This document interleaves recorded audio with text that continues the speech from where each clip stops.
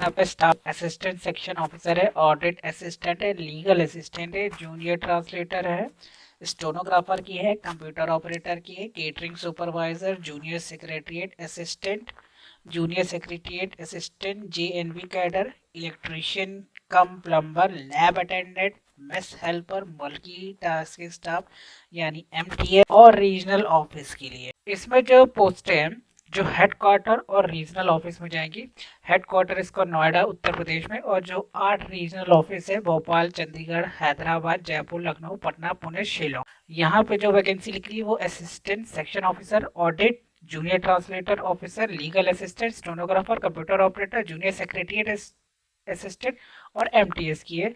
वहीं जो जेएनवी में जाएगी यानी जवाहर नवोदय विद्यालय में, जो कि 650 है total all over the India, Tamil Nadu को छोड़कर।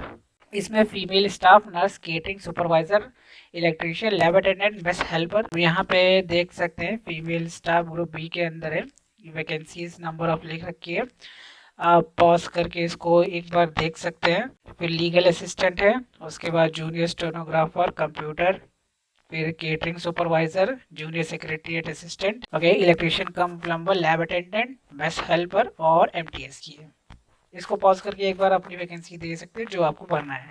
अब आते हैं पोस्ट वाइज एलिजिबिलिटी क्राइटेरिया। सबसे पहले है फीमेल स्टाफ। इसमें जो मैक्सिमम एज लिमिट है वो 35 साल रखी गई है। इसमें आपका बीएससी होना चाहिए नर्सिंग में, या फिर रेगुलर कोर्स हो बीएससी नर्सिंग में, या फिर आपके पास पोस्ट बेसिक बीएससी नर्सिंग किसी भी रिकॉग्नाइज यूनिवर्सिटी से रजिस्टर हो एज अ नर्सिंग और नर्स मिडवाइफ किसी भी स्टेट काउंसिल से, या फिर आपके पास तीसरा ऑप्शन है 2.5 ईयर एक्सपीरियंस होना चाहिए मिनिमम 50 बेड हॉस्पिटल वाले में। और इसमें डिजायरेबल में है क्वालिफिकेशन में वर्किंग नॉलेज होनी चाहिए हिंदी या फिर रीजनल लैंग्वेज या फिर इंग्लिश, एंड इंग्लिश में, साथ में इंग्लिश में। फिर असिस्टेंट सेक्शन ऑफिसर की 23 साल से लेकर 33 साल तक एज लिमिट है। इसमें आपका बैचलर डिग्री होनी चाहिए, साथ में 3 साल का एक्सपीरियंस होना चाहिए in administrative financial matter of central government autonomous organisation में।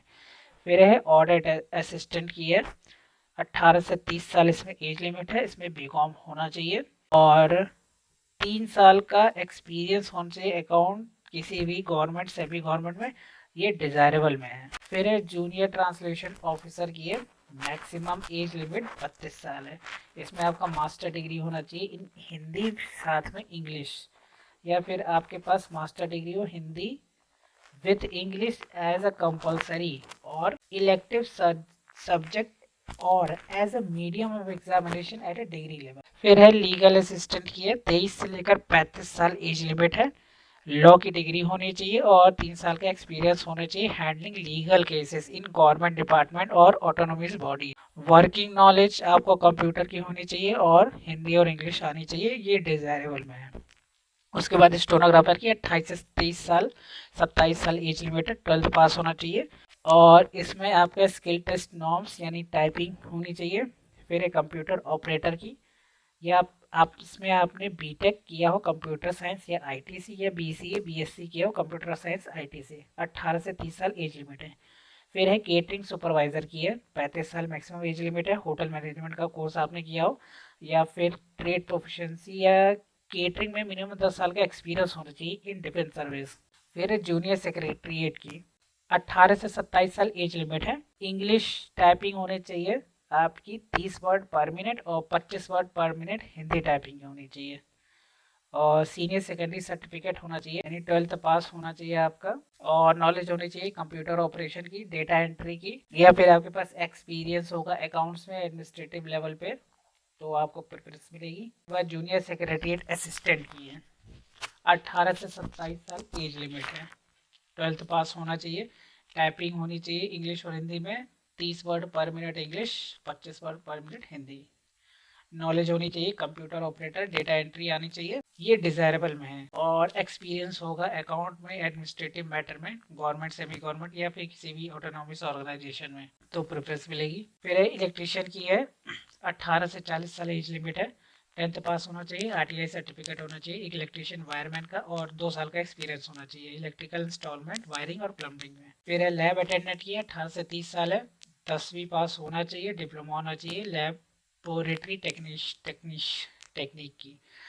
फिर है 12th होना चाहिए आपका विद साइंस। फिर है मेस हेल्पर की, 18 से 30 साल एज लिमिट है, 10th पास होना चाहिए, 5 साल का वर्किंग एक्सपीरियंस होना चाहिए।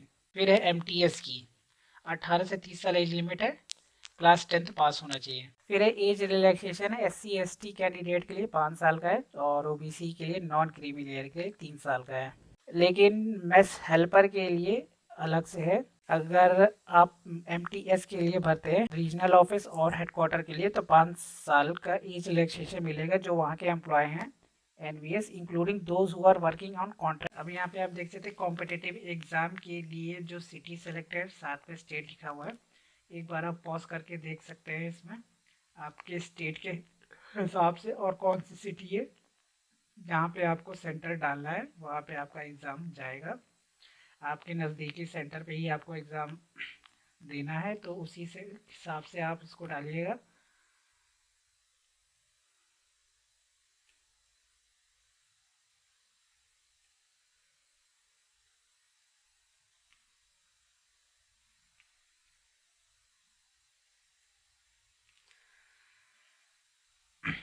फीमेल स्टाफ नर्स के लिए जो एग्ज़ाम पैटर्न है इसमें 3 part, reasoning ability, general awareness, current affair और general English, general Hindi. Number of question 15 हैं, 15 पार्ट 1 पार्ट 2 में और पार्ट 3 में 20 क्वेश्चन है। 2.5 घंटे का पेपर है। इसमें सब्जेक्टिव नॉलेज पार्ट 4 में आएगा, इसमें 70 क्वेश्चन आएंगे। टोटल 120 क्वेश्चन 120 मिनट का होगा, 120। इसके बाद असिस्टेंट सेक्शन ऑफिसर की है।